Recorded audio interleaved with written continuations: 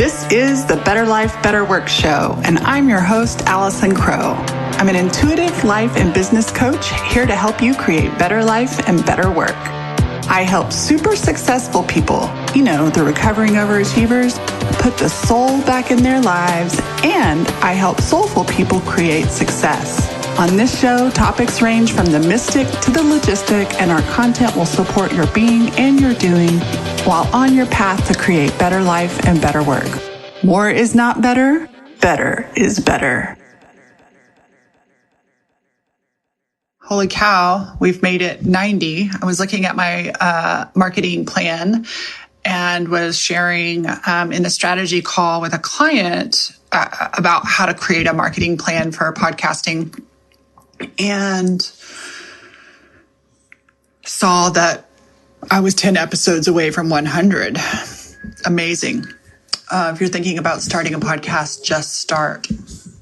So here's what we're talking about today. I am recording this live on Facebook, so I will not be interacting with my Facebook audience, but this is important. And it might be brief. We'll see. We know that I'm not one for brevity. So episode number 90, managing difficult emotions like a champ. How many of you are experiencing difficult emotions right now? I know I am. So this came from, first of all, thank you. Let me just tell you what it is like to have high level support. If you do not have that as a goal, I want you to get it as a goal. My marketing director, Stacy, I had shared a Voxer in my mastermind group with my mastermind sisters. And I was, put up a post today about what should I do the podcast on. I've done two, that kind of had to do with COVID-19 and managing leadership, your self-leadership in different times. And I really didn't want to be so downer. I wanted to be helpful in another way. And she was like, she was the one who put this idea in. So let me tell you kind of what happened. I have a colleague, actually, it was talking with my mastermind sisters. We had our mastermind call. I'm in a high level mastermind with Tara Newman of the Bold Leadership Revolution. I've been working with her for 2 years. This mastermind is really exciting, and it prompted me to start my own. I see one of my mastermind members, my clients, that we are starting next week. And so we communicate on a Voxer. We do not have a Facebook thread. We have Voxer. And so we have a couple different channels in Voxer. We have a water cooler channel for just chit chat stuff, like a water cooler at the office. We have a support channel specifically for asking for help from our mastermind people. And we have a wins channel celebrating wins. And this last week on the call, everybody is dealing with the life and business adjustments of this coronavirus, COVID-19, I feel like is the proper thing to say. And a lot of us were feeling the tension and the frustration. And so I jokingly, but kind of seriously, was like, we need a fuck it channel. Like just a healthy place to not be negative, to not be down, but to get some shit off our chest. How many of you have some shit you need to get off your chest, but you're afraid to be negative? And so I will not say her name, but one of my sweet mastermind sisters, her first thing out of her mouth on the Fuck It channel was, I'm really hesitant to use this channel because I don't want to be negative. And I really, really focus on being positive. What a human, especially in the coaching and positivity mindset and spiritual world, a common thought. And so I responded with compassion and some threw down some serious wisdom that I want to share with y'all today. And when it was done, I was like, longest Voxer ever. And Stacy was like, Allison, longest Voxer ever is the topic of your podcast this week. I think it would be really helpful. And she's right. So I'm not repeating that podcast exactly. I wrote down a couple of notes to bring to you today. So first of all, how to feel hard things.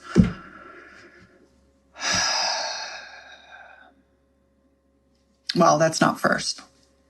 First is this idea that there are negative emotions and positive emotions. And in the positivity culture, in coaching culture, in spiritual culture, there is a high amount of bypassing. And I am all for looking up. I am one of the most optimistic people I know. I am a solution-based human being. And for many years, I was a positivity junkie, and positivity was how I handled everything difficult, and it did damage to me. So it literally shut my body down, holding all that in. And I went through, if you've been following me for a while, especially visually, you'll remember my painting years. Painting and process painting allowed me and taught me how to feel difficult emotions. And so the first thing I want to talk about is this concept of negative emotions versus positive emotions. And in my life, there are no negative emotions. It is like a chalkboard when somebody says that phrase, negative emotions. I believe that there are useful emotions, and most of them are useful. And then I believe that there is a way to roll into indulging in emotions that is not useful. So I just have so much heart. Today I have heart. The other day I was pissed off about it. I've been really irritated. It's been a challenge for me to see people facing a legitimate difficulty bypassing. So I think we can be positive and hopeful without denying the reality of what's going on. Someone said to me the other night, faith over fear. And that fear was more dangerous than the virus. And this person is 78 and was planning to go to the fucking grocery store. And faith without works is dead, if you want to get all Bible-y about it. So if we have positivity and faith without being useful, it's just yammer. And I'm nervous about sharing this because I was somebody in the past that was like, I fired a coach once because she wanted to talk to me about the role of ego. And I was like, I only focus on what I want to expand. I only focus on the positive. I don't work from that framework. And I literally fired this coach. I actually, about 6 months ago, I sent her a video message and was like, I'm sorry, I was wrong. And that was my nervous system, my psychology's need to not feel anything difficult. And here I am, a master professional in human behavior. And for years, I was ignoring difficulty. And here's what's interesting. Ignoring difficulty made life difficult. Write that down. Ignoring difficulty makes life difficult. Avoiding hard things makes life hard. And so, that's the first concept, negative emotions versus positive emotions. There's no such thing as negative emotions. There's only negative ways that we handle emotions. And in my humble, but very educated, experienced, and wise on this, and I can be backed up by gazillions of professionals with all sorts of experience and letters after their names, bypassing, even if you're positive, bullshitting yourself, is harmful to your body. Okay, so here's the next phase. Okay, Allison, so how do I feel anger or fear? This is another one a lot of people have been saying recently, like, no fear, no fear. Okay. 5 years ago, I would have said the same thing. And so I'm kicking my own ass. But here's the thing. There is a certain level. First of all, there's a difference between fear and panic. Right? There's a difference between fear and panic. And most of us, honestly, this is a really kind of a humbling, this is not meant to shame anybody, but this is the truth. Most of us live such a luxurious and privileged life. We do not know or have not until now lived in a circumstance where our fear is useful. Right? And so up until now, our fear is only about things in our imagination. And so we have lived a privileged life that I will say right now, if you are a minority or marginalized person in any way, you actually are very aware. And like, yeah, Allison, we've been dealing with this for a long time, the level of uncertainty. And so most white, upper class, people are now living where we are having to pay attention in a wise way to fear. And so again, that is not meant to shame. It's just a different perspective. So one of the things we've seen is like, we are all one. This virus does not discriminate in any way. It can happen to any of us. And so,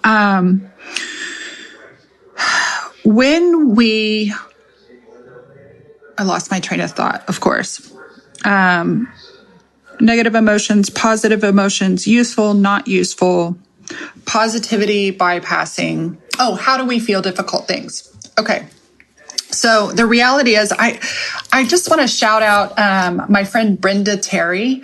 Brenda Terry is a colleague and girlfriend of mine. She does the Mind Revolution podcast. I met her last summer. I adore her, talk once a month with her. She is an NLP practitioner, and she has such a great podcast this week that's already out about I just think she has such a healthy view of NLP. And normally in NLP, which is neuro-linguistic programming, it can be a very positivity bypass thing, but she's got such a human response. So number one, we are influenced by what's going on around us, and we are at effect. So there's being at cause, which is where you're the creator, and being at effect where we're the responder. And most of us have the privilege. Most of my audience, I'm not saying most of humanity, but a lot of my audience and a lot of humanity gets to live as a creator, not as a responder. In our minds, no matter what our SES or what our race is, there may be ways we can deal with that, but I can't not acknowledge that. So she talked about, like, right now with all the things going on, there is a lot more effect pressing in on our nervous systems, on our brains. These are not the words she used. But I want to bring that to the table. And so I have seen, the mastermind that I'm in with these other 12 women, some of the most powerful, wise, loving, positive people I've met. And we're all at various moments having little mini breakdowns. We are all overwhelmed at times. We're all confident at times. We're all terrified at times. We're all pissed at times. We're all readjusting to life at home. Most of my colleagues are younger than I am, and they have kids at home and figuring out the homeschool thing. And it is a lot for your nervous system. And so one of the things that, the primary topic of this podcast is about how to feel hard things. And I want to make a distinction between the way we normally talk about emotions and feelings. And so something I do in my membership group with my clients, and I'm not hardcore about this, but in general, we talk about emotion. So if somebody says, I'm feeling sad, we really check in and see, are you feeling sad or thinking sad? The other night, I got in a fight with my dad. I was thinking anger. And my thoughts were anger, and my body was feeling it. And so I want to make the distinction between thinking and emotions. So thoughts actually cause emotions. And most of us, so thoughts are the sentences in your mind. Emotions are these sensations in your body. And so we talk about emotional processing. That's the technical term, but I like to play with words. And so I use this phrase, sensation processing. And one of the reasons that so many people avoid, quote, negative emotions and they cover it up with positivity is because they don't know how to process emotions, which means process sensations. And so because they don't know how to, they will get in a headspin of negativity. Right? So they get in a headspin of negative thinking, not negative emotions, but they get in a headspin where their brain is literally creating neuro pathways that are not useful, right? So it's your thinking that's not useful. What's amazing, and I'll use the example of, sorry, mom and dad, but this is what I do. So got in a tiff with my dad the other night, and I lost my control. I yelled at him. He told me I was being bossy. I was being bossy, was absolutely being bossy. I'm concerned. I do have fear. I do have a fear. I have a fear that my dad will go to the grocery store and bring it back and kill both my mother and dad with this disease. I realize that's very extreme. I realize that I don't have to believe that thought, but it is one of my concerns.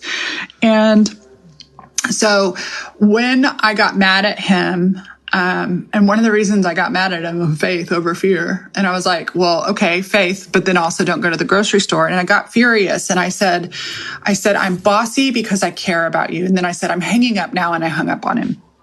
So not totally mature, but as I sat there and I felt angry, what I actually was doing was thinking angry. And so in thinking angry, when I recognize, oh, I'm thinking angry, what does anger feel like in my body? This is the next step that nobody, well, I don't want to say nobody because I have lots of friends who are actually experts in this, but take it to the next place. When you recognize these thoughts, then we can go, what does sadness feel like in my body? What does fear feel like in my body? And the reason this is useful, I'll get to the reason it's useful in a minute. So I went to that place. What does anger feel like in my body? And so first thing I did was get out of the thoughts. I got out of my reasoning for being mad, the sentences in my mind about being mad, and I actually felt the anger in my body. And it felt like a clenched jaw. It felt like tight muscles in my neck. It felt like tightness in the middle of my chest. It felt light breathing. And as I lay there on my bed, noticing the feelings, literally the sensations of anger in my body, it began to dissipate. And the thoughts that were causing it began to soften and come back into clarity and center. And so the next day, when I felt very weepy and sad, right? So I was thinking sad, thinking weepy. And if I stay in, most of us say, oh, I'm feeling sad, I'm feeling weepy, which, y'all, it's legitimate. It's okay to feel sad. It's okay to feel weepy. It's okay to feel angry. It's okay to feel fear. And let's keep going with it. What happens is like this, can you imagine something you buy and it goes on a conveyor belt and it's only going through part of the process? That's why it's so uncomfortable. And so I was like, okay, what is the sensations of that sadness? And it was, I could feel the moisture in my eyes. I could feel the moisture in my nasal passages. That's what sadness felt like in my body, the knot in my throat. What are the sensations? Right. So I just want to share this idea. When you're feeling, your regular brain will say, I'm feeling XYZ emotion. I want you to consider the possibility that you're thinking the emotion, and what do the sensations feel like? I had a client who is actually just launched her first group program this last week for instructional designers, and let me decline that. And she said, I have a fear. I got a bunch of clients, and I'm feeling the fear from getting those clients. And as she was describing it to me, what I recognized in her description of the sensation was also her brain told her it was fear, but fear and excitement often have the exact same sensation. So sometimes if we don't really check in and we aren't curious about the body manifestation of the thoughts, then we're like, oh, I'm afraid. And I said, are you really afraid? Or perhaps you're excited? Because excitement and fear have the same sensation. She was like, I never heard of that. And a couple of other members chimed in and was like, yeah, that's right. They feel totally the same. And so I just want to introduce this idea to you that managing difficult emotions, I know you all know some of the outer work tools like journaling and exercising and drinking lots of water. I'm all for all those things.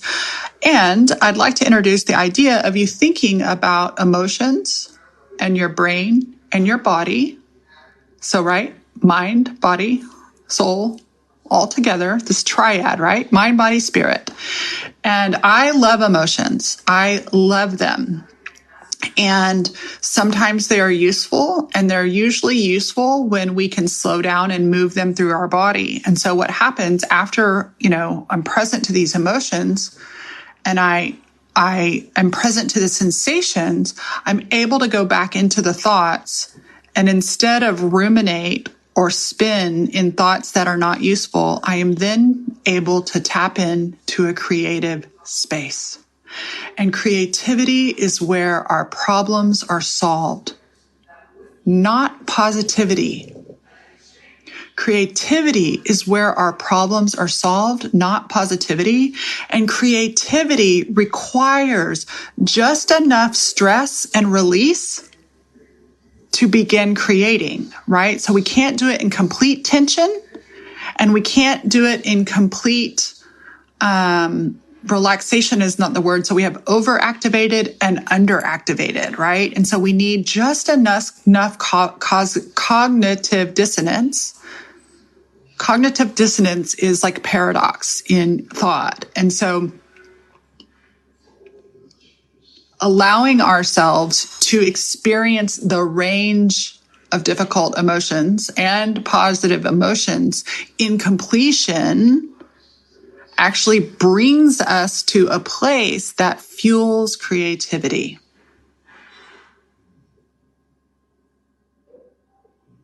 I know today I'm feeling amazing. Part of it is because I have been in a constipation of thoughts and emotions, and I took some time to really process those. And so today I feel clear-minded. I feel genuinely optimistic. I feel resilient. No circumstances have changed. The circumstances have technically gotten more intense, but I feel clear, creative. I feel balanced. I feel possibility. I feel helpful because of allowing myself to feel those feelings. So we go back to, we'll end this up where I started off, the Voxer message, the Voxer channel. My girlfriend is processing through. She's like, never considered that having a fuck it channel to get things out of her head and her body and her mind would be helpful. And so I had shared these concepts with her, and I know she's working with it. And so, yes, part of it is being able to vent. I feel like venting is slightly different than complaining, and complaining as a verb is different than a complainer. You can complain or have a complaint or vent without being a complainer, right? One is a verb and one is an adjective. And what if usefully processing things both in your mind, in your body, sensation, were actually the most helpful thing you could do rather than stuffing it down? Please don't be a stuffer. A stuffer looks really good on the outside, but underneath it's crumbling, and it's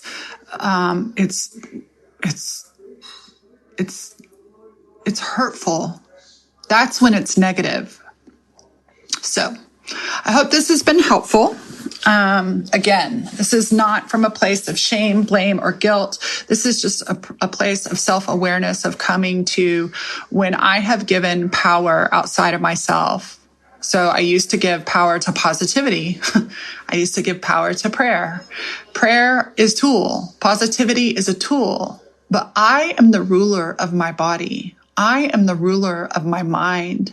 I am the ruler of my emotions, and I am a loving and compassionate and curious queen of my emotions. And there is no negative emotion. And when I am compassionate and curious and am present with myself, miracles happen. And that is my desire for you. So thank you for spending time with me today on the podcast. And for those of you who are viewing on Facebook, the live recording, I appreciate your presence as I share this message.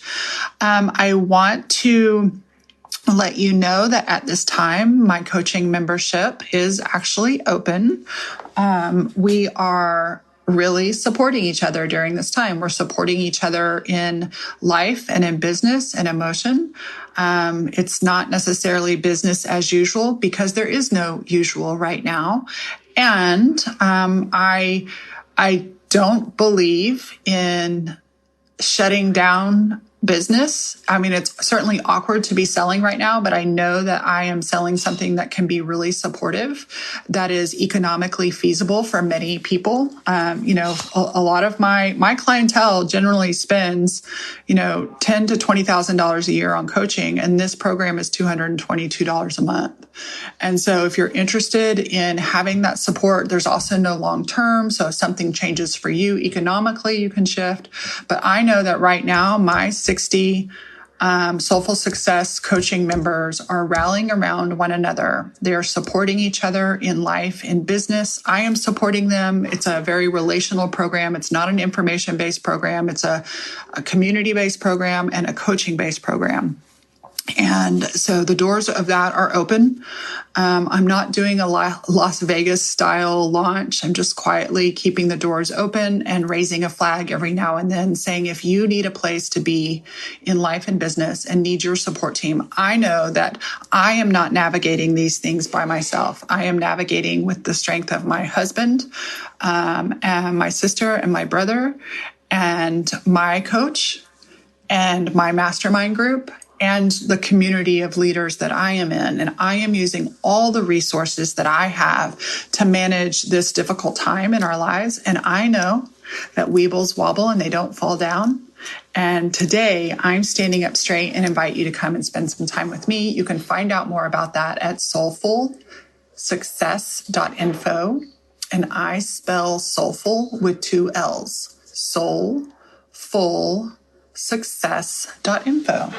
Thanks, and I'll see you next week on the podcast. As always, thanks for listening. Totally appreciate you thinking about somebody who might really love this episode and you sharing it with them. Also, I always appreciate your reviews. It's like podcast currency. It's like a tip in the jar saying thanks. And finally, if you want to share on social media a screenshot or any insights you get from listening to this episode, I will totally respond. You can share with the hashtag Better Life, Better Work Show. This show is sponsored by my 3 rescued dogs, Leroy Brown, Clementine, and Rocky Potato. They're here to remind you to consider adoption when you get your next pet. More is not better, better is better.